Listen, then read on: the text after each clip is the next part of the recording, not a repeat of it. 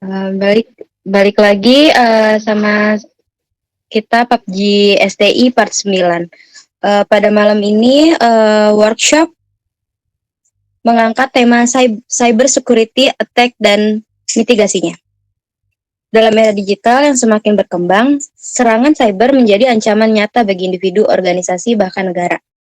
Webinar ini akan membahas jenis serangan cyber atau cyber attack, bagaimana strategi mitigasi yang dapat dilakukan untuk melindungi data dan sistem informasi. Narasumber kali ini yaitu Ustadz Ali Ahmad, MKom, dosen UDN, spesialis IT Perbankan. Waktu dan tempat dipersilahkan. Terima kasih Nana. Bismillahirrahmanirrahim. Assalamualaikum warahmatullahi wabarakatuh. Waalaikumsalam warahmatullahi wabarakatuh. Waalaikumsalam warahmatullahi wabarakatuh. Alhamdulillah rabbil alamin wassalatu wassalamu ala sayyidina Muhammadin wa ala alihi wasallam. Pada malam hari ini alhamdulillah kita dapat berkumpul di sini dan ini adalah presentasi webinar saya yang pertama yang cukup mendadak sekali kemarin Pak Ustadz Supriyadi, tapi mudah-mudahan dengan waktu yang cukup singkat bisa memberikan beberapa insight terkait dengan perkembangan teknologi digital saat ini dan juga bagaimana begitu masifnya serangan cyber seiring dengan berkembangnya teknologi yang saat ini. Sedikit perkenalan saja karena ada satu pepatah, tak kenal maka tak sayang, maka saya akan mencoba untuk memperkenalkan diri. Nama saya Ali Ahmad MKom dan saat ini saya selain dosen di UDN juga merupakan salah satu staf IT di perbankan swasta. Untuk cyber security sendiri, saya pernah menjalani sebagai cyber security sebagai patch management team, dan sekarang saya dipercaya untuk memimpin unit yang nama Testing Center of Excellence. Bagaimana kita melakukan testing terhadap aplikasi-aplikasi yang akan diimplementasikan di environment production. Baik untuk tidak memperlambat waktu, saya akan coba memberikan share terkait dengan cyber security. Saya berharap dalam cyber security dalam webinar kali ini ada juga masukan dari para peserta, karena bisa jadi apa yang saya sampaikan dan apa yang saya ketahui mungkin ada dari rekan-rekan atau peserta di sini yang lebih mengetahui dan kita bisa saling sharing. Ya, baik. Cyber security, serangan dan mitigasi seperti yang telah disampaikan oleh Naila sebelumnya, bahwa memang perkembangan teknologi kita khususnya semenjak COVID-19 itu sangat pesat sekali. Karena apa? Karena ketika COVID-19 merebak itu banyak orang yang tidak diperkenankan untuk saling berkomunikasi secara tatap muka. Pemerintah saat itu langsung mempercepat era digitalisasi di Indonesia untuk semua bidang, baik itu sisi perbankan maupun transaksional. Dan dampaknya apa? Ketika kita melakukan era digitalisasi, berarti kita mempublish ke dunia luar yang tidak hanya di Indonesia, bisa jadi di seluruh dunia kita dapat diakses dengan mudah oleh mereka, baik itu secara positif maupun secara negatif. Nanti di presentasi saya kita akan melihat bagaimana tren serangan dari 5 tahun terakhir. Kenapa saya mengambil 5 tahun terakhir? Karena memang puncaknya itu di sejak kejadian COVID-19, di mana transaksional semua berjalan secara online. Oke, saya lanjut. Nah, sungguh menarik kalau kita membahas terkait dengan cyber security. Cyber security mulai awalnya itu mencuat ketika ada seseorang hacker anonymous. Kalau di dalam dunia hacking itu anonymous itu mereka selalu menamakan anonymous supaya tidak diketahui namanya. Jadi memang ada beberapa komunitas hacking itu mereka tidak pernah menampilkan nama aslinya, selalu menggunakan nama julukan. Dan portofolio mereka itu akan meningkat ketika mereka berhasil membobol suatu instansi ataupun suatu perusahaan besar yang ada. Ada yang tahu siapa nama foto ini? Ini sangat terkenal waktu itu. Ini adalah Bjorka, nama anonimnya mereka, panggilannya. Dia itu berhasil meretas beberapa website instansi pemerintah. Ya, diantaranya adalah wajib pajak, terus ada juga data paspor WNI. Dia juga membobol data Dukcapil. Dari pemerintah sepertinya tidak terlalu merespon dari Bjorka ini, karena kalau kita berhubungan dengan hacker ada dua kemungkinan, apakah memang ini sebagai hacker sungguhan atau tidak, atau hanya sebagai teknik dia mendapatkan uang. Namun beberapa saat setelah tidak direspon pemerintah, Bjorka membeberkan beberapa data-data yang ia berhasil retas. Gitu ya. Nah, dari kasus Bjorka ini, maka mulailah pemerintah itu memberikan beberapa regulasi-regulasi, peraturan-peraturan yang memperketat untuk perusahaan, instansi pemerintah dan segalanya terkait dengan keamanan cyber. Ya, diantaranya yang terbaru adalah bagaimana Undang-Undang PDP, Perlindungan Data Pribadi, itu ditekankan untuk melindungi data pribadi dari masyarakat Indonesia. Saya next ya. Nah, sebelum kita melanjutkan ke materi webinar ini, tentu kita harus memahami dulu bagaimana sih sebetulnya definisi dari cyber attack itu sendiri. Saya mencoba mengambil dari 3 referensi yang saya dapatkan, yaitu pertama dari National Institute of Standards and Technology (NIST), dari ENISA European Union Agency for Cyber Security, dan terakhir dari Kamus Besar Bahasa Indonesia.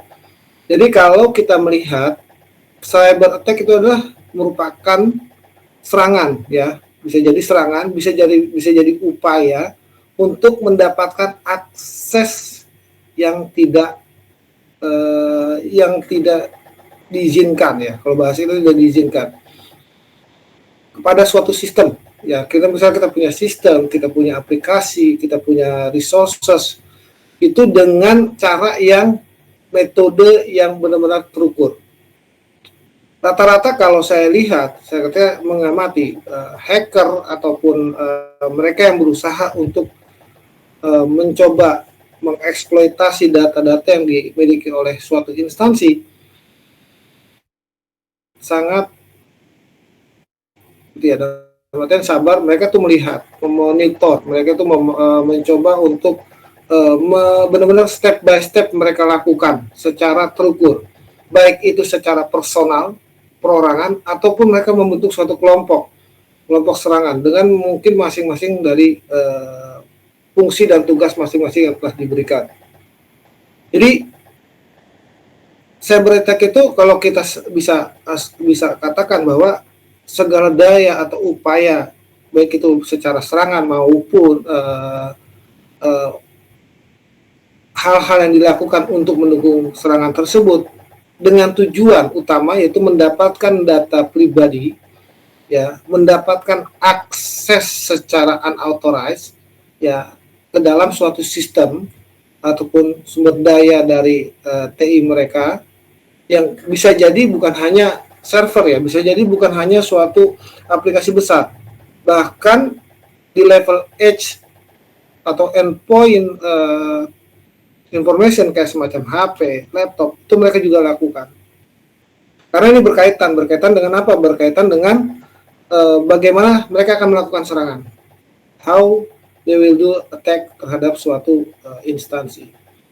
Yang tujuannya tadi, 1, mengambil data, 2, sabotase, 3, terkait dengan bagaimana mereka membuat kehancuran atau bagaimana menghancurkan suatu sistem dan mengganggu. Efeknya banyak terkait dengan risikonya, bisa jadi reputasi, bisa jadi operasional, dan ujungnya adalah bisa jadi kerugian yang cukup besar yang mungkin akan ditanggung oleh si yang diserang, dan juga kalau berkaitan dengan pemerintahan maka berkaitan dengan penalti atau pidana. Itu ya.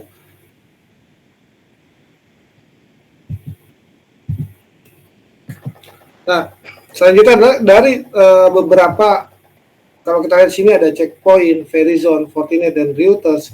Ini adalah beberapa perusahaan-perusahaan besar yang memang mempunyai kaitan atau memang bergerak di bidang cyber security. Checkpoint itu adalah salah satu alat atau bagian unit dari salah satu perusahaan networking ternama di dunia, kalau nggak salah Cisco, dan ini adalah part dari dia untuk bagian dari area security-nya. Nah, kalau kita lihat dari Checkpoint, itu informasi yang didapatkan bahwa organisasi, kalau kita dirata-ratakan itu sekitar 1.925 serangan per minggu. Ya. Juga dia juga naik 47% dari tahun sebelumnya, dari tahun 2024. Lalu juga dari sisi Verizon, dia juga menjelaskan bahwa semua rata-rata itu naik, termasuk ke dalam ransomware, ya, dengan tebusan yang besar 115.000 US dollar, dengan 64% korban memilih tidak membayar.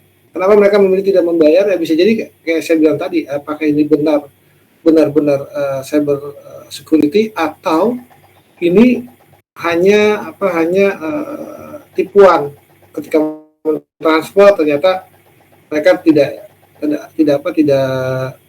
membersihkan gitu ya. Karena bisa jadi mereka melakukan backup juga, jadi sudah transfer, di backup lagi, nanti diulang lagi, seperti itu. Terus juga dari Fortinet, scanning. Jadi kalau salah satu langkah awal dari seorang yang ingin mengeksploitasi itu dia melakukan scanning otomatis, itu meningkat 16,7%. Bayangkan 36.000 scanning per detik. Jadi dalam satu detik itu ada sekitar 36.000 scanning, yang mungkin di dalam Fortinet dia akan perangkat firewall di suatu instansi yang mereka sudah terpasang, mereka kumpulkan dengan rata-rata di setiap perusahaan itu 36.000 pemindaian. Untuk apa? Mencari celah dari sisi perusahaan tersebut untuk cyber security-nya, di bagian mana mereka akan bisa masuk. Terus yang paling cukup kita agak perlu khawatir adalah terkait bagaimana 52% profesional dari Reuters itu menyatakan bahwa sekarang serangan itu sudah didukung oleh AI. Ya, bagaimana kita melihat bahwa artificial intelligence itu juga dipergunakan oleh beberapa orang yang tidak bertanggung jawab untuk melakukan serangan terhadap suatu instansi pemerintahan. Seperti itu. Jadi, dan satu lagi nih yang saya garis besarkan adalah di bagian dari Checkpoint, bahwa sektor pendidikan yang paling banyak mendapatkan serangan dengan rata-rata 4.484 serangan per pekan. Kenapa demikian? Kalau menurut analisa saya, ketika rata-rata di sektor pendidikan, universitas-universitas ternama ataupun juga universitas-universitas yang mengembangkan website ataupun semua yang berbasis online itu tidak terlalu memperhatikan terhadap keamanan cyber security-nya, gitu ya. Jadi di dalam laporan tersebut ada sekitar 4.484. Tentunya ini menjadi tantangan tersendiri bagi pengelola pendidikan, gitu ya. Karena apa? Secara tidak langsung data-data dari siswa-siswa ataupun mahasiswa, data pribadinya juga dimiliki oleh universitas. Mereka tidak menyerang secara untuk mendapatkan reputasi dan segalanya. Bisa jadi mereka akan reputasi pasti, tapi yang pasti mereka ingin mengambil data-data pribadi yang saya bilang tadi bahwa hacker itu sabar, mereka akan menunggu. menunggu sampai waktu dan momentum yang tepat untuk melakukan serangan ataupun pencurian data, gitu ya. Terusnya juga dari Verizon, ya, exploit kerentanan. Nah, kalau kita membahas kerentanan, itu berkaitan dengan bagaimana kita melakukan update secara reguler untuk perangkat-perangkat yang kita miliki yang berkaitan yang terhubung dengan internet. Contoh handphone kita perlu lakukan untuk update sistemnya, ya, secara Android sistemnya. Terus juga terkait dengan laptop, bagaimana kita harus melakukan update reguler. Karena biasanya kalau dari sisi berdasarkan pengalaman saya sebagai patch management, Windows itu akan mengeluarkan patch itu di setiap tanggal 10. Ya. Tapi saran saya jangan langsung diupdate. Tunggu sampai tanggal 3 hari karena biasanya mereka akan memberikan perbaikan terhadap patch-nya setelah mendapatkan laporan itu di tanggal 13. Kalau dari teknik bagaimana patch management, yang diakomodir adalah 45 hari. Jadi jangan sampai yang bersifat kritikal, vulnerability atau kerentanan itu dibiarkan lebih dari 45 hari. Dan yang paling utama adalah yang harus segera dilakukan adalah tipenya yang seperti zero day. Jadi kalau nanti rekan-rekan semua membuka atau mencari Google ataupun membuka knowledge base dari Microsoft, itu akan ada yang namanya zero day exploit yang harus segera, tidak perlu melihat hari untuk dilakukan patching. Karena apa? Karena itu sudah berhasil diretas vulnerability tersebut. Makanya Microsoft akan segera mengeluarkan. Begitu juga dengan Linux ataupun dengan IBM, IX, iOS-nya mereka, ataupun dengan Apple dengan macOS-nya, itu juga harus dilakukan update secara reguler. Ya.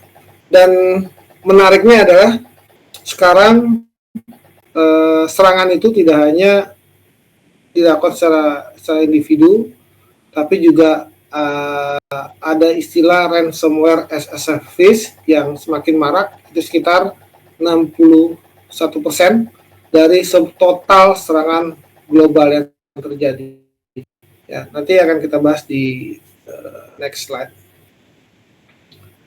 Ya, dari sini sampai sini kita akan buka Q&A atau tidak, Pak Ustadz Supriyadi?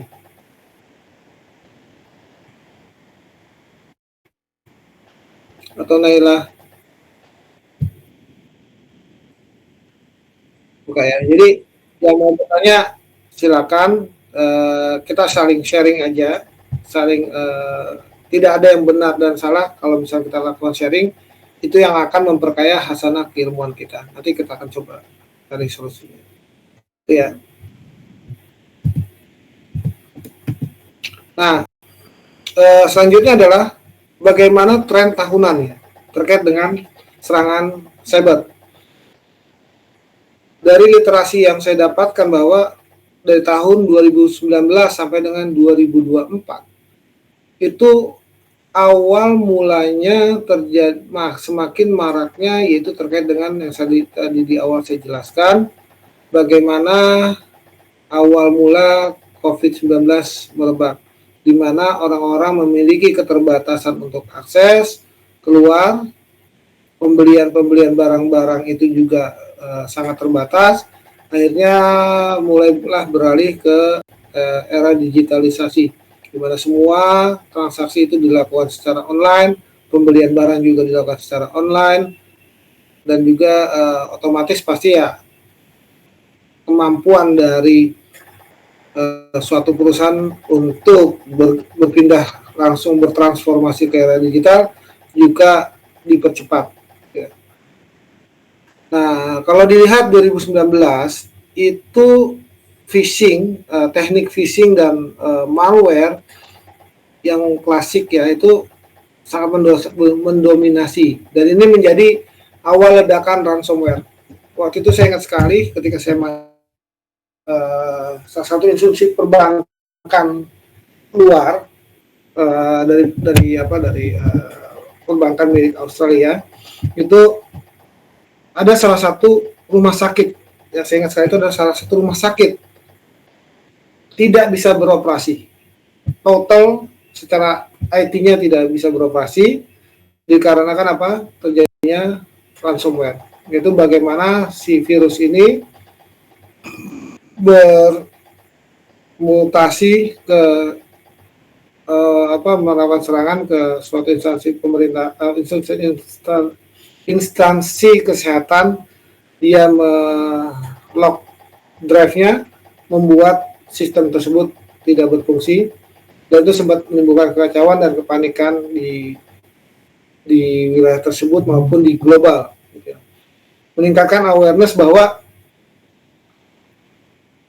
serangan ini sudah semakin masif dan juga sulit diprediksi. Makanya sebetulnya dari beberapa hal ini, kalau kita melihat sebagai mahasiswa atau sebagai praktisi, tentunya ada opportunity yang bisa kita manfaatkan. Manfaatkan apa? Yaitu bagaimana kita mencoba mengembangkan diri kita, apakah peluang sebagai seorang cyber security specialist itu menjadi sangat terbuka sekali. Ya, karena apa? Karena saat ini memang sangat dihargai sekali untuk yang cyber security specialist, di mana terkait dengan perkembangan serangan-serangan yang terjadi baik itu di Indonesia maupun di dunia global. Ya. Yang selanjutnya adalah 2021-2022 itu exploit software meningkat. Ya, bagaimana aplikasi-aplikasi yang tidak berbayar biasanya itu dieksploit. Jadi dimanfaatkan untuk menjadi celah bagi hacker untuk dapat masuk baik ke perangkat pribadi kita maupun ke instansi environment data server dari si perusahaan-perusahaan besar maupun dengan instansi-instansi pemerintahan. Ya. Lalu di 2021, 2020-2021, lonjakan ransomware itu juga meningkat 150%. Jadi kalau kita lihat 2019 ke 2020, lalu 2020 ke 2021, trennya masih sama, yaitu tren di phishing dan juga di ransomware. Dulu mungkin ada yang pernah ingat bagaimana klik BCA itu dihack. Ini sangat pintar ya. Dia memanfaatkan celah penulisan nama huruf L dan I. Jadi dahulu itu ketika pertama kali muncul internet banking oleh BCA, itu namanya klikbca.com. Ya. Nah si orang yang tidak bertanggung jawab ini membuat klik BCA menjadi KILKBCA, KILK-BCA, dengan tampilan yang sama persis dengan BCA. Jadi ketika dia mulai memasukkan username, password, ya langsung dia tanpa sadar, tanpa melihat, karena kan sekilas klik BCA dan KILK BCA itu nggak berbeda jauh gitu. Nah, ketika kita pemilik akun BCA memasukkan username, password, lalu pilih submit, hacker ini menyimpan data kita, lalu dia mengembalikan ke website aslinya BCA. Seakan-akan itu tidak terjadi pencurian data, padahal dia sudah diambil datanya. Seperti itu. Yang kedua, yang berikutnya adalah kita lanjut lagi. Ini tadi adalah salah satu contoh yang terjadi pada salah satu perbankan nasional. Nah, di 2021 exploit software tadi sudah dijelaskan bahwa itu juga meningkat. Jadi ketika ransomware sudah meningkat, ada lagi exploit software. Bagaimana dia mengeksploitasi software khususnya ya, mungkin yang teman-teman perlu perhatikan adalah software yang tidak memiliki lisensi ataupun software yang sudah obsolete.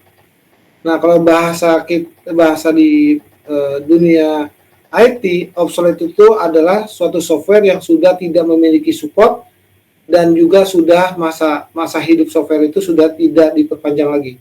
Contoh adalah Windows 7. Ya, Windows 7 itu udah tidak ada lisensi, silakan dipakai gratis, tapi dukungan secara software, update, vulnerability dan segalanya sudah tidak ada dari Microsoft. Jadi dan itu banyak sekali vulnerability yang bisa dimanfaatkan oleh orang-orang yang tidak bertanggung jawab atau hacker. Jadi kalau rekan-rekan masih punya Windows 7, please di-upgrade ke Windows 10, karena saya lihat tadi ya banyak faktor dari instansi-instansi pemerintahan ataupun juga dari pendidikan itu yang masih menggunakan Windows 10. Ketika rekan-rekan menggunakan software-software yang tidak berlisensi, apalagi menggunakan keygen, itu bisa jadi dimanfaatkan. Keygen key generator itu bisa dimanfaatkan, dan kalau tidak mendaftarkan ketika kita online itu pasti akan terdeteksi oleh Microsoft, otomatis patches yang critical yang dapat menutupi vulnerability atau kerentanan dari perangkat kita, khususnya laptop yang menggunakan Windows, itu tidak bisa kita tutupi dengan melakukan update patch tersebut. Ya. Nah, yang berikutnya adalah di tahun 2022 dan 2023, supply chain dan IoT attacks melonjak tajam. Ini kalau dilihat dari supply chain itu adalah ketika dia tidak berhasil ya masuk ke suatu instansi, dia akan melihat bagaimana vendor third party yang memiliki koneksi ke third party tersebut. Contoh misalnya Bank BCA dia punya koneksi atau Bank Danamon punya koneksi ke provider, misalnya ATM, provider apa gitu ya. Itu yang dimanfaatkan adalah third party-nya. Jadi dia bisa masuk melalui third party untuk melakukan serangan ke institusi yang dianggap sebagai legitimate. Legitimate access adalah sesuatu yang akses yang diberikan yang sudah sesuai dengan parameter-parameter yang sudah disetujui sesuai dengan keamanan cyber. Nah, dari situ dia bisa masuk. Dan kalau kita lihat supply chain dari vendor tersebut dan IoT itu melonjak tajam. Nah, kalau IoT itu kebanyakan karena device-device-nya tidak dilakukan upgrade. Karena kan kalau kita membeli IoT kayak beberapa device itu memiliki sistem operasi sendiri yang mungkin proses update-nya itu harus dilakukan manual dari komputer menggunakan USB port, kita flash, kita update. Nah, itu banyak kejadian tidak dilakukan update, maka bisa dimanfaatkan. Dia masuk melalui IoT masuk ke server utamanya, dia lakukan serangan. Ya. Lalu di 2023 sampai dengan 2024, ransomware masih dominan karena beberapa kejadian mungkin ada yang tahu bahwa di Indonesia pernah terjadi bagaimana itu di-lock, ya. Device-nya terkena ransomware Lockbit. Ya. Jadi dia mengenkripsi hard disk atau storage dari suatu instansi ataupun perusahaan, dienkripsi, dipassword oleh dia, lalu yang menyebabkan aplikasi atau server tersebut tidak bisa berjalan, ya, dan passwordnya dipegang oleh si hacker tersebut. Dia mengirimkan pesan melalui media bahwa oke, saya berhasil melakukan serangan ke suatu instansi dengan ransomware ini, dan di tampilan servernya dia akan menulis silakan melakukan transfer ke nomor sekian dan nanti kita akan passwordnya akan di-lock, di-unlock, dan ini baru bisa diakses. Gitu ya. Itu yang sekarang sangat yang pernah terjadi dan cukup menggemparkan gitu, karena ada beberapa instansi pemerintah juga sempat terkena terkait dengan ransomware Lockbit ini. Terus juga DDoS. Kalau kita bergerak, mungkin sedikit penjelasan bahwa denial of service, kalau kita bergerak secara single, itu adalah kita sebutnya dengan DOS. Itu mungkin kalau kita secara pribadi nggak akan terlalu berdampak cukup besar. Namun belakangan ini yang terjadi adalah serangan menggunakan DDoS, distributed. Jadi dia orang yang tidak bertanggung jawab ini menyebarkan malware ke beberapa ribu yang saya bilang tadi, device-device kita yang tidak diupdate, terusnya juga device-device perusahaan yang menggunakan unlicensed atau yang sudah obsolete menggunakan 7 ataupun juga yang lainnya. Dia manfaatkan celah itu, dia pasang aplikasinya dia di server di mesin-mesin tersebut, dia kontrol, dia take alih kontrolnya, lalu dia jalankan. Mungkin komennya sederhana, ping dengan beban 2 mega per detik. Tapi bayangkan jika yang menyerang adalah lebih dari 10.000 komputer yang terinfeksi, atau mungkin 15.000 dari berbagai negara menyerang ke satu titik. Itu akan menyebabkan disruption ataupun dari sisi server secara resource-nya terkonsum semuanya, kayak memori terkonsum karena dia harus melayani, melakukan transaksi dan segalanya. Terus juga secara CPU juga akan meningkat, yang menyebabkan akan mencapai titik jenuhnya dari sisi CPU dan juga si memori dan akan down. Ketika down, otomatis ya banyak orang tidak bisa akses, transaksional berhenti, reputasi yang pasti akan merebak. Ya, akan cepat menyebar di mana bahwa perusahaan A terjadi downtime sekian-sekian dan tidak bisa dilakukan mereka tidak bisa melakukan transaksi di instansi tersebut. Mungkin teman-teman pernah dengar di salah satu bank syariah kita pernah sempat kena itu yang bukan DDoS tapi lebih ke arah ransomware, gitu ya. Oke. Dan ini waktu deteksinya lambat, kurang lebih dari 250 hari. Lalu bagaimana dengan tren 2025? Kalau di tren 2025, kita akan coba lihat. Nah, kalau di tren di 2025, itu ada yang berkaitan dengan AI computing, AI dan computing, quantum computing. Ya, terus juga ada yang berkaitan dengan supply chain, teknologi driven, bagaimana perkembangan teknologi yang khususnya sekarang sedang marak terkait dengan artificial intelligence atau quantum computing itu jalan, menjadi sarana bagi mereka. Dan hacker-hacker ini sekarang mereka itu berani menyewa cloud, berani menyewa untuk server-server untuk mereka gunakan nanti sebagai serangan. Ya, untuk AI-nya mereka itu biasanya melakukan serangan secara otomatis dengan AI-nya, lalu dengan quantum computing-nya, bagaimana teknologi ini yang melakukan dekripsi atau encrypted membuka password dari encrypted device yang sudah dilindungi oleh institusi. Terus yang berikutnya adalah terkait dengan supply chain, yang tadi saya jelaskan bahwa third party atau vendor itu jadi target utama dari cyberkriminal untuk menyerang. Kenapa? Itu sebetulnya bukan serangan utama mereka. Mereka itu menjadikan sebagai sarana untuk menyerang yang lebih besar. Ya, jadi ketika vendor third party ini sudah kena dan dia punya koneksi ke suatu perusahaan besar, karena dia kan penyedia misalnya jasa, barang dan segalanya, transaksi dan segalanya, gitu ya. Dia yang diserang, dia mempunyai koneksi sebagai legitimate connection ke perbankan atau institusi pemerintah, dan dia melakukan serangan dari sana. Yang dianggap menyerang oleh pemerintah siapa? Ya third party-nya, gitu ya.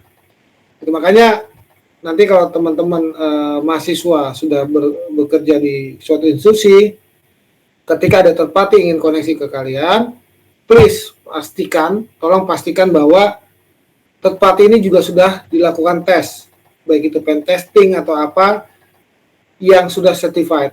Kalau di dunia cybersecurity itu ISO 27000.21, ya, itu digunakan untuk sebagai landasan standar keamanan secara cyber, itu sudah harus diterapkan. Jangan kita melihat, oh ini vendor murah harganya, oh vendor ini rekanan baik dan segalanya. Tidak, kita harus sudah mulai yang namanya zero trust, gitu ya. Zero trust itu dalam artian ketika kita ingin memastikan bahwa universitas atau perusahaan kita ini benar-benar terjamin adalah untuk setiap suatu koneksi kita harus pastikan bahwa kita tidak sepenuhnya percaya sampai suatu level agreement atau kesepakatan yang sudah sesuai dengan standar dari keamanan cyber itu terpenuhi. Bahkan kita bisa menambahkan keamanan tipe-tipe keamanan, checklistnya. Jadi ketika dia akan koneksi kita cek dulu, oh udah sesuai dengan ini, oh untuk encryption-nya udah multi-factor authentication MFA. Yang sekarang terjadi adalah 2FA, tapi yang akan berjalan nanti ke depan adalah multi-factor authentication. Ya, terus secara jaringan dia udah encrypted, ya, secara data juga udah encrypted gitu ya misalnya. Nah, itu baru setelah semua terpenuhi, oke, silakan bisa connect ke kita dan juga bisa transaksi berjalan. Apakah selesai? Tidak juga. Tetap harus ada monitoring untuk memastikan bahwa sesuai dengan perkembangan teknologi yang berjalan dan teknik serangan-serangan yang terjadi, maka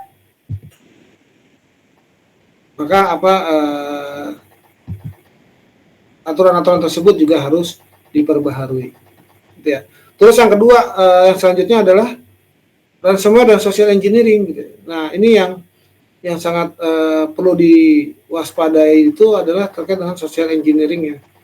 Banyak sekali orang-orang yang mudah sekali terkena social engineering. Contoh bagaimana dulu mungkin yang agak tenar adalah undangan.apk, gitu ya.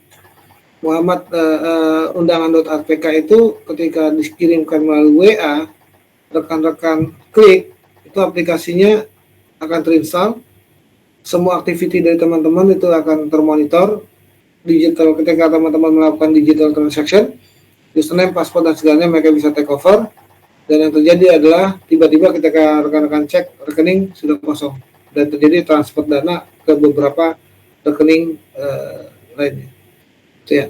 Jadi benar-benar pastikan bahwa setiap menerima message atau apapun sesuatu itu zero trust, apalagi dari nomor-nomor yang tidak terkenal. Bahkan sekarang ada orang yang HP-nya kehack, dia manfaatkan nomornya itu untuk melakukan penipuan ataupun serangan. Gitu ya. Jadi benar-benar zero trust, terlihat oh nih aplikasi ini, oh dia mengarahkan ke link mana, ketik URL-nya atau aplikasinya undangan.pdf, P-nya huruf kecil, DF-nya huruf besar atau P-nya huruf besar, dan itu yang tidak sesuai dengan kriteria penamaan file, itu tolong jangan diklik, abaikan saja, gitu ya. Karena resikonya terhadap device kita sendiri. Beberapa informasi penting di dalam device kita itu bisa dicuri oleh mereka, bisa dimanfaatkan oleh mereka, bisa juga dilakukan pemerasan oleh mereka. Ya. Yang selanjutnya itu terkait dengan denial of service, ya, penggunaan DDoS attack meningkat dalam cyber war dan juga sabotase. Ya, perang mungkin kejadian kemarin ketika sepak bola gitu ya, Indonesia Malaysia saling ejek dan segalanya. Itu ternyata juga berlanjut di beberapa cyber gitu ya. Ada serangan terhadap websitenya FAM Malaysia, ada juga dari Malaysia juga yang mencoba ke Indonesia. Jadi cyber war itu nyata gitu ya teman-teman. Apalagi sekarang teknologi persenjataan itu udah digitalisasi. Juga bagaimana waktu itu informasi terkait dengan drone milik Amerika apa Israel kalau tidak salah, itu berhasil disabotase oleh Iran. Kerugian bagi yang pemilik drone adalah satu, teknologinya mereka bisa dicuri dengan disabotase itu, diturunkan ke bawah lalu dicuri. Ya. Terus juga seorang anak SMP kelas 12 di Indonesia itu berhasil menghack NASA. Tapi saya bukan bilang dia sebagai hacker. Kenapa dia sebagai white hacker? Oke, baik, sedikit pemahaman terkait dengan black hacker dan white hacker. Kalau white hacker dia melakukan hacking gitu ya, ke dalam suatu instansi, tapi dia nggak publish kekurangannya, dia cuma mempublish bahwa ke NASA-nya, dia mengirim pesan ke NASA bahwa saya menemukan celah keamanan di perangkat Anda, silakan hubungi saya, nanti kita akan diskusi. Nah itu biasanya tuh seperti itu ada peluang-peluang, saya bilang kemampuan nalar teman-teman, peluang-peluang itu dimanfaatkan, gitu. Dan dia akhirnya dihubungi oleh NASA, ya. Dihargai, diberikan ini, dan juga intinya apa? Dia terus bisa mengembangkan sebagai white hacker. Nah kalau black hacker ya tadi kayak Bjorka dan segalanya yang mencoba mengambil keuntungan, tapi tidak menjelaskan identitasnya, ya. Terus sabotase ini yang tadi saya bilang juga kalau di DOS itu kan tujuannya untuk mematikan suatu aplikasi ataupun website dari pemerintahan. Berujungnya apa, nak? Berujungnya ke apa? Ke reputasi. Jika terjadi persaingan bisnis, ada suatu proyek dan segalanya, bank ini didownkan, otomatis si pengguna, nasabah dan segalanya itu rasa trust kepada bank itu berkurang. Gitu. Transaksi itu dilakukan, reputasinya jelek. Akhirnya apa? Perpindahan nasabah.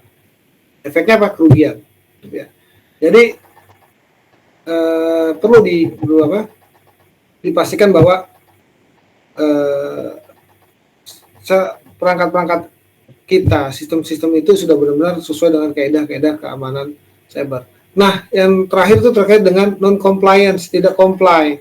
Bagaimana suatu perusahaan membuat sistem informasi, sistem digital dan segalanya tidak mengikuti kaidah atau aturan-aturan yang sudah diterapkan, baik itu dari sisi ISO 27000, kalau di Indonesia itu ada Kominfo atau Komdigi, lalu juga ada kalau di perbankan itu ada OJK dan juga BI. Nah, itu semua tuh aturan-aturan cybernya itu diketatkan. Apalagi sekarang udah ada undang-undang ITE dan juga undang-undang PDP yang langsung dari pemerintah. Dan itu tidak berlaku kepada khusus, tapi berlaku pada semua gitu ya. Untuk memastikan bahwa data-data pribadi tidak mudah disebarluaskan, terus dijaga, dan itu efeknya apa? Ya, efeknya adalah jika jika ada suatu instansi yang tidak atau perusahaan yang tidak sesuai dengan KDR tersebut dan dia diaudit oleh pemerintah, ditemukan oleh pemerintah, maka efeknya adalah penalti. Ya, bisa juga penalti, bisa juga jadi laporan dari nasabah dan juga segalanya yang dampaknya cukup signifikan terhadap perusahaan tersebut. Itu ya. Sampai sini ada yang mau bertanya?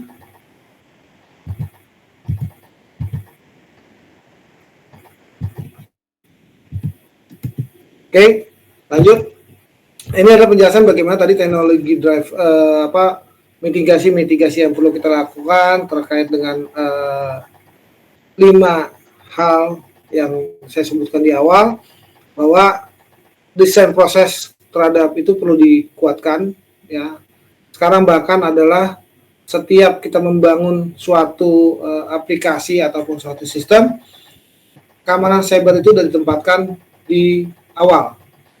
Security by design. Jadi bagaimana kita mungkin ada yang pernah mendengar atau membaca mengenai DevOps, Development dan Operation, dan juga sekarang tambahkan menjadi DevSecOps, Development, Security dan Operation. Jadi pada saat pengembangan ataupun desain itu semua udah ditentukan ya di awal, udah dilihat requirement ataupun kebutuhan ini akan mengakses public internet. Parameter apa yang harus diterapkan, terusnya juga messaging apa yang harus ditampilkan. Jadi kalau kita lihat bahwa informasi terkait dengan security udah menjadi concern utama dari semua orang maupun semua instansi dan perusahaan. Jadi security itu digeser, tadinya mungkin di belakang setelah jadi, dan belakang PT sekarang nggak digeser, dari sisi desain sudah harus memenuhi kriteria dari security. Apakah setelah melakukan testing pada saat mau proses implementasi tidak perlu lagi dilakukan security? Tidak, justru di awal dan di akhir itu juga dilakukan testing. Kenapa di akhir perlu dilakukan tes juga terkait dengan security? Untuk memastikan bahwa desain di awal terpenuhi pada saat testing. Jangan sampai nanti secara desain sudah oke, tapi implementasinya, pengembangannya tidak sesuai, ya. Dan ditemukan ternyata masih ada celah. Tidak dilakukan testing, tidak divalidasi, tiba-tiba dipublish ke internet, wassalam. Itu menjadi suatu celah yang bisa dimanfaatkan. Ingat, 1 detik kita lelah, 1 detik kita tidak aware, itu bisa jadi celah buat orang-orang yang tidak bertanggung jawab. Oke, supply chain, bagaimana kita memastikan bahwa si vendor ini sudah sesuai dengan kaidah-kaidahnya. Yang pasti kita melakukan apa? Regular audit. Ya, kita lakukan regular audit, memastikan bahwa server-server kita, sistem-sistem kita sudah sesuai dengan kebijakan yang kita buat. Contohnya patch-nya ataupun update-nya, Windows update-nya misalnya itu sudah the latest, misalnya Oktober. Ya, ataupun misalnya Mei 2025, itu sudah terinstall yang versi Mei 2025. Karena mungkin ataupun Juni 2025 itu sudah terinstall yang di latest. Ceknya apa kalau di Windows, nanti kita akan kelihatan bahwa dari sisi Windows update-nya udah ada centang hijau dan aman gitu ya. Terus terkait dengan ransomware atau bisnis email compromise, itu lakukan backup data otomatis dan pastiin bahwa data kita itu nggak bisa diakses oleh yang lain. Ya, karena kalau itu masih bisa diakses, itu bisa jadi potensi kena terinfeksi. Jadi pastikan bahwa kita melakukan backup datanya itu di backup. Kalau di sistem perusahaan-perusahaan itu ada yang namanya data center utama dan data center backup. Tapi ini lebih diketatkan lagi, di data backup itu ditaruh, kayak misalkan taruh di storage tab ataupun di VTL, virtual tab library. Kalian backup datanya pertanggal sekian, masukkan ke dalam tab library, pastikan itu nggak ada yang bisa akses. Isolated, hanya orang-orang tertentu yang diberikan izin untuk mengakses data tersebut. Oke, kita lanjut.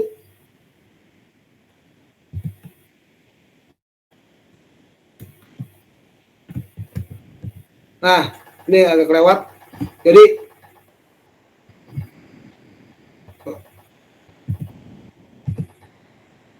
maaf, terputus tadi slide-nya. Sorry, saya set lagi. Saya ulang, maaf.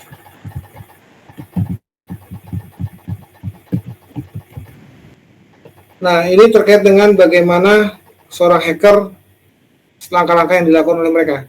Karena kalau kita mau memitigasi apa yang terjadi serangan, ya otomatis kita harus memahami langkah-langkah yang mereka lakukan gitu ya. Yang pertama itu terkait dengan reconnaissance ya. Ini merupakan stage awal bagaimana si cyber attack itu terjadi. Di stage ini nih, di fase ini itu si hacker mengumpulkan informasi ya dari dari potensial targetnya dia, baik itu dari website, open source-nya, baik itu dari LinkedIn, Facebook, Twitter dan segalanya, untuk dia nanti menentukan dengan cara apa dia bisa masuk ke target tersebut ya. Primary objektifnya adalah identify si target dengan sebaik-baiknya, baik itu sisi lokasinya, alamat adresnya, service provider dan segalanya. Nah, yang pasti adalah kita kadang-kadang juga nggak sadar adalah ketika kita meletakkan di Facebook itu ulang tahun kita, tiba-tiba kita upload informasi selamat ulang tahun gini, itu adalah satu informasi, tanggal ulang tahun. Terus kita mau memberikan foto bagaimana ada di kuenya, ya kan, angka 17 misalnya 20 tahun. Nah, itu sebetulnya informasi yang bisa didapatkan mengenai tahun lahir. Jadi udah lengkap tuh, tanggal, bulan, tahun. Itu udah satu informasi. Terus bagaimana dulu lagi trennya ketika anak-anak yang baru mendapatkan KTP, foto KTP. Nah, itu juga bahaya. Terus saya juga ketika foto di belakang rumah, di belakang rumah kita terus alamat lengkap gitu ya, di foto upload, itu jadi salah satu kunci dari si hacker untuk menyerang dengan mengambil data-data itu. Kalau dikumpulkan dapat nama lengkap, tempat tanggal lahir lengkap, alamat lengkap gitu ya. dari situ jadi bagian dari part 1 terkait dengan reconnaissance dari initial stage, bagaimana hacker menyerang. Terus kalau hacker udah dapat informasinya nih, dia udah masuk ke development stage, ya. Bagaimana dia mempersenjatai dirinya dia membangun metode-metode yang akan dilakukan untuk melakukan penetrasi terhadap targetnya, ya kan? Dia bisa nyerang target infrastrukturnya, service account-nya, dan mereka itu membangun capability-nya mereka dengan cara apa? Misalnya menyewa physical server ataupun dia cloud, dari sisi cloud dia sewa server, ya, untuk persiapan dia melakukan serangan. Nah, langkah ketiga itu bagaimana dia melakukan initial access. Ya, setelah dia mendevelop tools-nya, ya kayak tadi menyewa server ataupun dia juga membeli perangkatnya, menerapkan tekniknya, maka dia akan gunakan social engineering.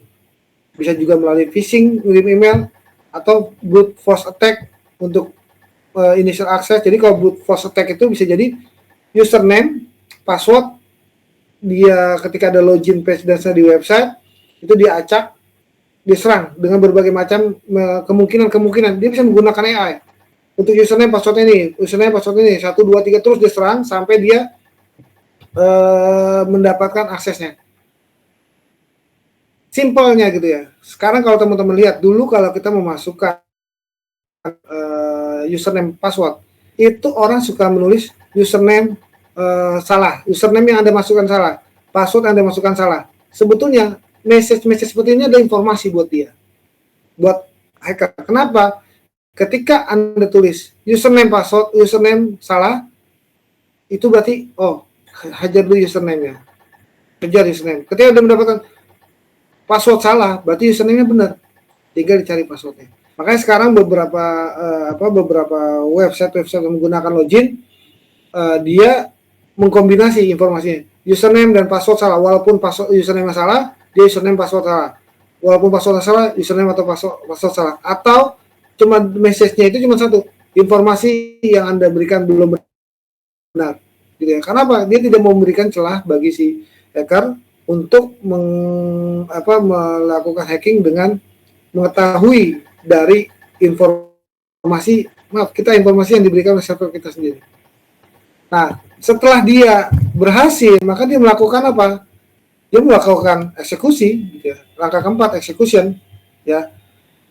Dia eksekusi, dia udah dapat aksesnya ke target environment, itu kan dia eksekusi, dia kopikan akses code ke dalamnya, dia eksekusi di dalamnya, terus digunakan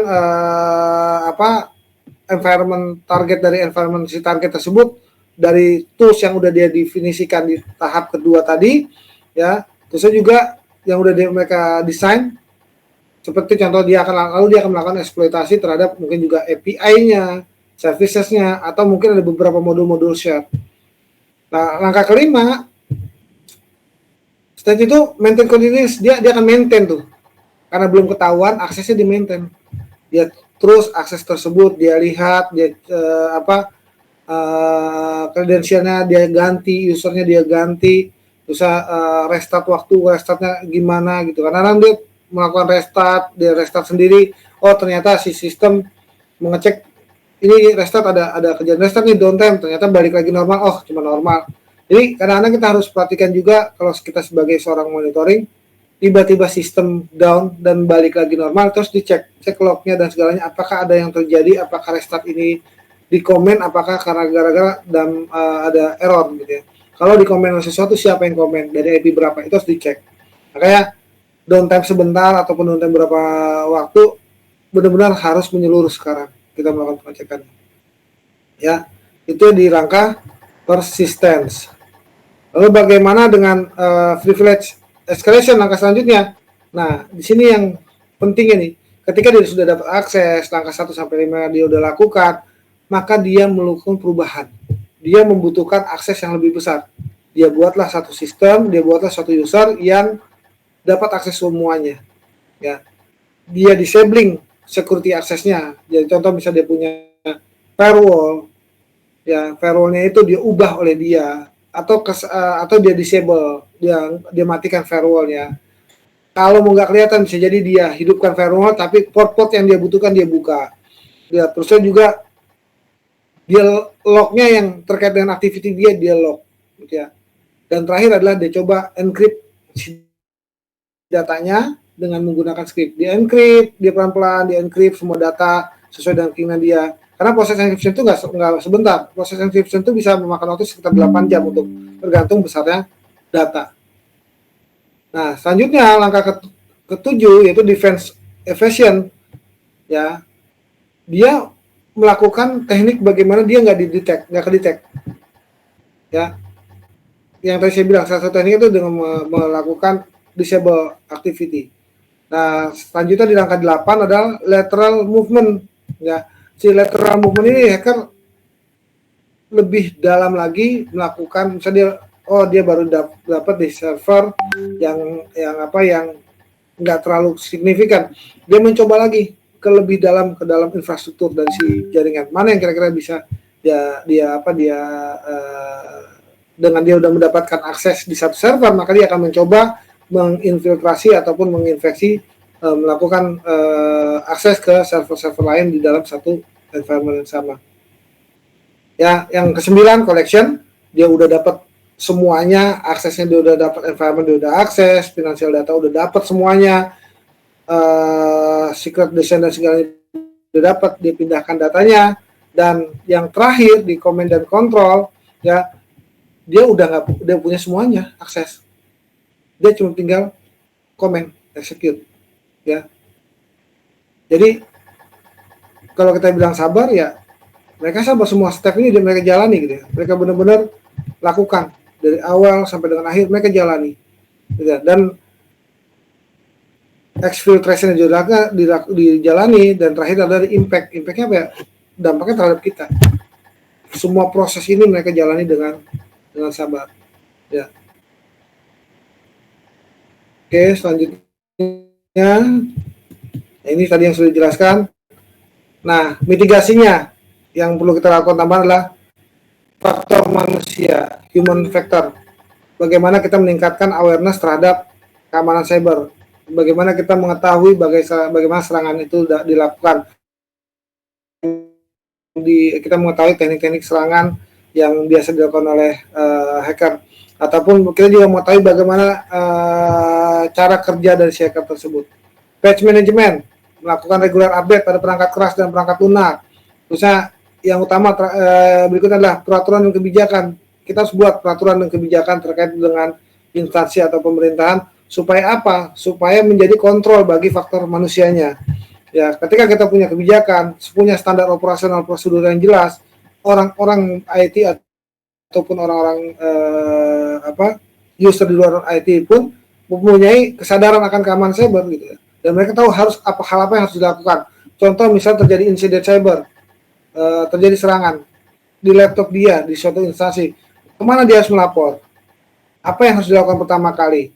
Ya, pertama kali lakukan apa? Cabut jaringan, putuskan laptop kalian dari jaringan. Supaya apa? Supaya tidak menyebar lebih luas kepada perangkat lainnya. Nah, yang paling penting di akhir adalah monitoring dan audit.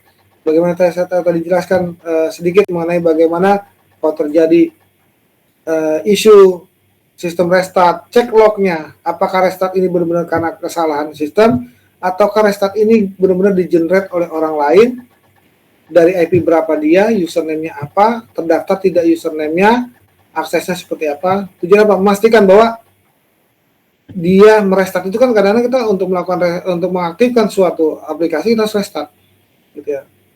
Ketika di restart, maka aplikasi malware tersebut juga akan aktif gitu. Dan audit, pastikan bahwa SOP kebijakan sudah terimplementasi dan dijalankan dengan benar oleh user. Terus juga pastikan bahwa parameternya sudah dilakukan, patch management dilakukan sesuai dengan aturan dan segalanya. Jadi monitoring dan audit ini adalah empat hal yang benar-benar kita harus lakukan. Nah, terkait dengan faktor manusia di kebijakan juga nanti diatur bagaimana dilakukan bagi sosialisasi terkait dengan keamanan cyber, bagaimana cara mitigasinya dan jenis-jenisnya itu juga harus dilakukan secara reguler, bisa sebulan sekali, 2 bulan sekali, 3 bulan sekali, 4 bulan sekali, paling enggak setahun 2 kali, seperti itu. Terakhir, quote adalah keamanan berbanding terbalik dengan kenyamanan. Jadi kalau teman-teman ingin aman, pasti tidak nyaman. Kenapa? Beberapa hal harus dilakukan, beberapa activity ataupun harus benar-benar kontrol dan termonitor. Bagaimana kita mau masuk ke dalam bagaimana kita mau masuk ke istana untuk mengamankan presiden, ya otomatis protokol-protokolnya harus kita lalui, bisa jadi 1 pintu, 2 pintu, 3 pintu, dan 4 pintu. Jadi sebagai penutup, saya cuma ingin sampaikan bahwa segala sesuatu itu faktor dari human. Tingkatkan kemampuan kita, tingkatkan capability kita, tingkatkan knowledge kita terkait dengan cyber security. Karena apa? Karena faktor opportunity yang saya pribadi melihat di dunia IT, akan banyak peluang teman-teman di level security. Terima kasih. Saya kembalikan kepada moderator. Silakan Ella.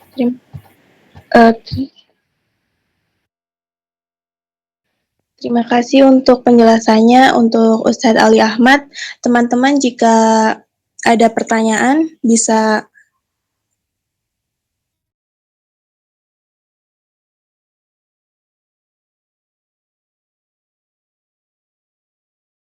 Ya, apakah ada pertanyaan?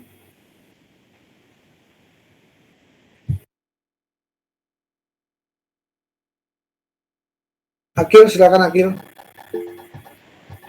Oke, Ustaz, saya mau bertanya boleh, Ustaz?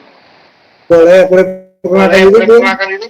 Oke, sebelumnya perkenalkan saya Akil, termasuk alumni Darun Najah ya, alhamdulillah. Alhamdulillah, Masya Allah. Salam kenal ya, Akil. Iya, saya juga kebetulan mahasiswa di jurusan komputer ya. Ini Ustaz, yang saya perhatikan dari materi tadi itu jenis serangan cyber ini lebih cenderung ke aspek ini ya, teknikal ya. Nah, yang ingin saya tambahkan di sini adalah ada juga serangan atau keamanan itu dari aspek usability dan human behavior. Nah, yang mana bisa jadi ada seseorang itu dia menyalahgunakan suatu fitur yang tujuan awalnya itu disalahgunakan gitu. Misalkan kita buat perumpamaan, ada seorang ekstremis, ada sekelompok ekstremis gitu ya. Dia menyalahgunakan fitur voice chat pada suatu game online gitu. Seperti Mobile Legends atau PUBG. Nah, di situ dia melakukan percakapan sensitif. Nah, untuk kasus seperti itu bagaimana menurut Ustadz ya? Pandangannya terkait keamanan cyber, kemudian ketika memang terjadi sesuatu yang seperti itu, siapa yang akan bertanggung jawab gitu? Apakah si developer gamenya ataukah ada pihak berwenang lain? Kemudian yang terakhir bagaimana ya cara kita mengatasi kemungkinan resiko tersebut ya? Karena resiko itu nggak hanya dimitigasi ya, bisa juga di accept di lain-lainnya ya. Betul, mungkin itu ada platform. Iya. Itu dulu Ustaz, terima kasih. Terima kasih Mas Agil. Ini benar sekali gitu ya. Menarik ketika Mas Agil mempertanyakan itu. Berarti sekarang di kuliah di mana Mas Agil komputernya? Di Malang, Pak. Universitas Malang. Iya, asli Malang. Asli Jakarta. Asli Jakarta, Masya Allah. Nyantri di sana gitu ya. Iya. Jadi gini, sebetulnya kalau kita jelaskan bahwa faktor utama terjadinya serangan cyber justru dari internal. Coba kita semuanya faktor-faktor internal. Di salah satu institusi, faktor terbesar adalah penyalahgunaan password, high privilege usage. Ya, Kenapa tadi di kesimpulan awal, di kesimpulan atau di mitigasi pertama, human factor, saya bilang, faktor manusianya. Awareness-nya harus dilakukan. Dijaga dengan apa? Dijaga dengan kebijakan, aturan dari pemerintahan. Makanya kalau dari perusahaan tersebut, makanya di dalam suatu instansi perusahaan itu ada yang namanya fraud management. Ya, fraud management. Terdeteksi adanya itu, langsung dilakukan investigasi, laptopnya dibawa, itu ya dicek oleh orang fraud, ya apakah benar dia melakukan itu. Jika terbukti maka ada dua kemungkinan, dia mengakui dan menyerahkan balik kerugiannya, mengganti kerugian. Yang terakhir adalah kepolisian, ya itu menjadi pidana, ya menjadi pidana. Kenapa? Merugikan. Terus yang kedua terkait dengan jadi benar ya, human factor itu tadi sosialisasi, kontrol dan monitoring harus dilakukan. Contoh kayak gini ya, kalau kita mempunyai akses, tiba-tiba ada high privilege access, itu high privilege user, itu yang terkait dengan kontrol. Ada tools sekarang yang mungkin saya ambil salah satu, CyberArk lah. Kalau kamu mengakses menggunakan high privilege user, kalau di perbankan itu harus ada approval. Approval level pertama manager, approval level kedua ada atasannya manager, terus level approval ketiganya adalah bisa jadi orang security-nya. Kamu juga harus menyertakan di DCL, di checklist activity apa aja yang harus dilakukan di server tersebut. Ya. Nah, dari activity ini, ketika dia menggunakan high privilege usage, ada lagi checker makernya. Dia melihat kok sesuai atau tidak activity-nya. Jadi 4IS principle itu penting. Nah, 4IS principle itu penting ketika penggunaan password. Nah, di dunia perbankan itu tidak diperkenankan lagi orang pribadi memegang password utama. Jadi harus request. Permasalahannya adalah banyak instansi tidak melakukan itu. Bahkan kalau tidak diserahkan, teknik keduanya adalah dual custody. Dual custody adalah bisa kita punya length password 12 password gitu ya. 6-nya dipegang oleh tim aplikasinya yang nge-develop, yang keduanya adalah yang di security. Jadi ketika mau masuk ke dalam itu dua orang, yang aplikasi pertama masukin 6 angka, terus yang kedua dari security masukin, baru akses, baru dikontrol secara 4IS principle, gitu ya. Terus yang kedua terkait apa? PUBG atau gimana Kil? Lagi terkait ini Pak, penyalahgunaan apa? Fitur gitu Pak. Jadi fitur yang harusnya kejahatan tapi ya dipakai senormal mungkin tapi untuk kejahatan seperti itu Pak. Oh, ini sama aja kayak social engineering WhatsApp ya. Ngirim WhatsApp, ya, terus ada aplikasi. Kita klik, itu harus seperti itu. Sebetulnya kalau kita membuat aplikasi itu biasanya ada term and condition. Yaitu untuk melindungi si developer dari kesalahan itu. Karena teknologi yang saat ini itu belum bisa mendeteksi terkait dengan kasih chat dan segalanya, kontekstual per word itu belum bisa dicek. Tapi kalau nanti AI, generative AI sudah bergerak, saya bilang tadi, serangan itu sudah menggunakan generative AI, tapi kita sebagai orang yang menjaga cyber security ya harus juga smart dalam menggunakan AI. Itu bisa dicek secara konteks. Nah kalau misalnya dia ngechat ini, oh AI-nya mendeteksi nih, ini chat ini ada potensi cyber security, bisa jadi disable, tidak ditampilkan oleh si developernya. Terkait dengan bagaimana siapa yang harus dituntut dan segalanya, secara developer itu nggak bisa dituntut. Kenapa? Dia udah bikin term and condition ketika pertama kali diinstal. Dan juga ini adalah orang yang memanfaatkan fitur tersebut. Dan itu fitur itu kayak web WhatsApp lah. Kita tertipu apa kita menuntut WhatsApp? Gitu kan? Nah itu ada term and condition-nya. Balik lagi sebetulnya awareness kita. Ketika kita melihat itu, ya kita laporkan. Kan ada mau dilaporkan. Laporkan ke pihak sana ketika akan tidak ditanggapi serius oleh si developer, bisa kita tuntut ke developer. Tapi kalau ditanggapi, dia akan memperbaiki. Makanya menjadi developer itu suatu apa ya? Suatu tantangan tersendiri. Kenapa? Harus terus berkembang.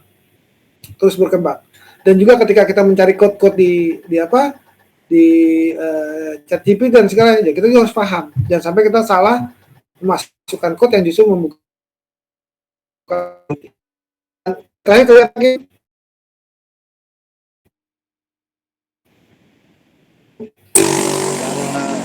penanganan resiko. Penanganan resiko.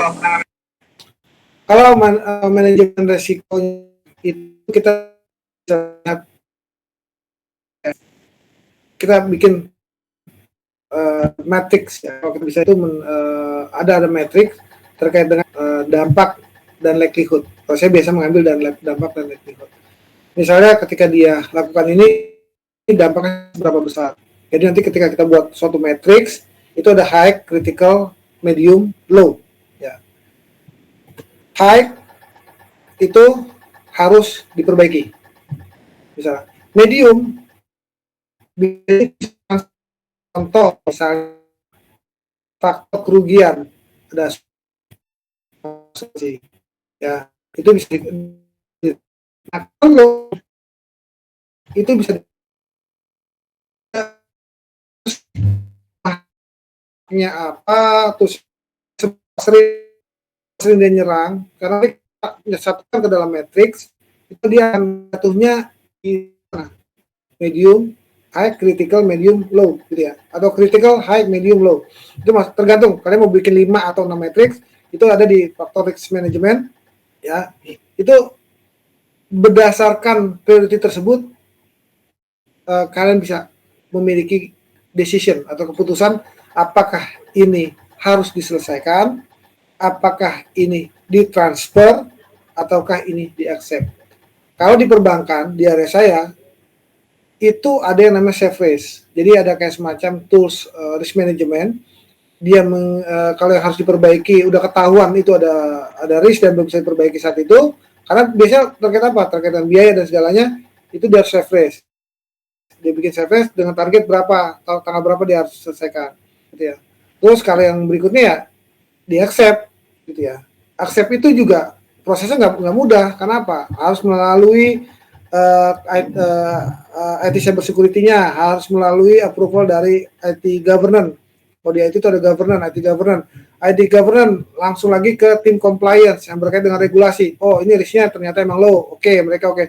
Terakhir ada direktur approve. Jadi ketika direktur approve, semua stakeholder atau shareholder dari suatu perusahaan tersebut agree bahwa ini risiko di-accept. Jadi balik lagi ke knowledge kita sebagai manusia kita tuangkan dalam kebijakan SOP. Kebijakan itu akan mengontrol semua aktivitas kita berkaitan dengan keamanan cyber dan juga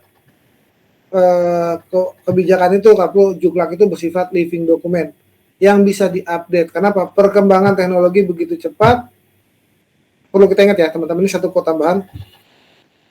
Antara virus dan antivirus, lebih dahulu virusnya muncul, baru antivirus. Gitu ya. Jadi mereka itu selalu terdepan hacking itu. Nah, kita jangan mau kalah. Kita juga harus melakukan upgrade. Kenapa? Perbaikan-perbaikan di dalam patches ataupun sistem itu nggak semuanya datang dari Microsoft ataupun yang tinggal install. Konfigurasi itu menjadi patokan.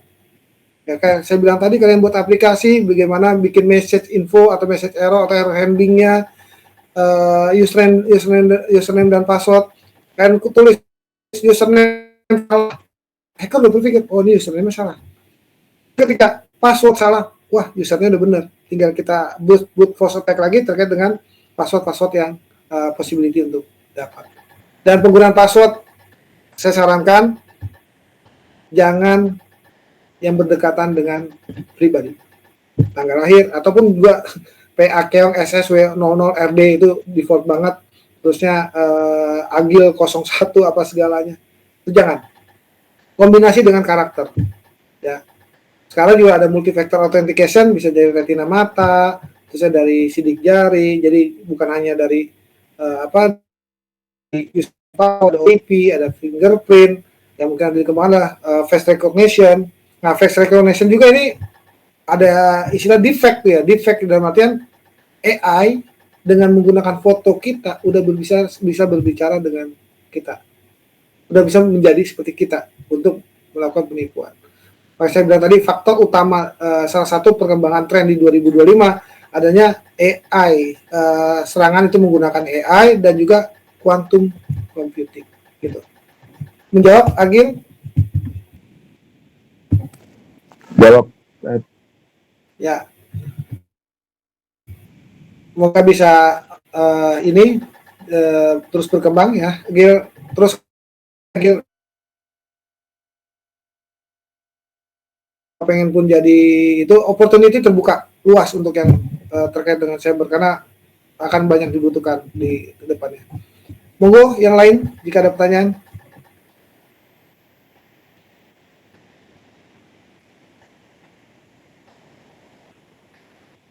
Oke, Naila ataupun Fox Supriyadi.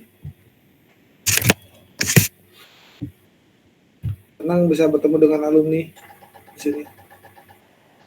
Ya Naila, saya kembalikan ke Naila atau Ustaz Supriyadi. Ada tanggapan? Ya Mbak Yulia. Baik, terima kasih ucapkan kepada Bapak Ali Ahmad, Mkom atas materi yang sangat bermanfaat dan membuka wawasan kita semua mengenai pentingnya menjaga keamanan digital di tengah ancaman serangan siber yang semakin kompleks. Terima kasih juga kepada seluruh peserta yang telah bergabung dan aktif berpartisipasi dalam webinar malam ini. Semoga ilmu yang kita dapatkan malam ini dapat diterapkan dalam kehidupan profesional maupun pribadi untuk meningkatkan kesadaran dan kewaspadaan terhadap isu-isu keamanan siber. Saya mohon maaf apabila terdapat kekurangan selama jalannya acara. Akhir kata, wassalamualaikum warahmatullahi wabarakatuh. Waalaikumsalam warahmatullahi wabarakatuh. Terima kasih semuanya.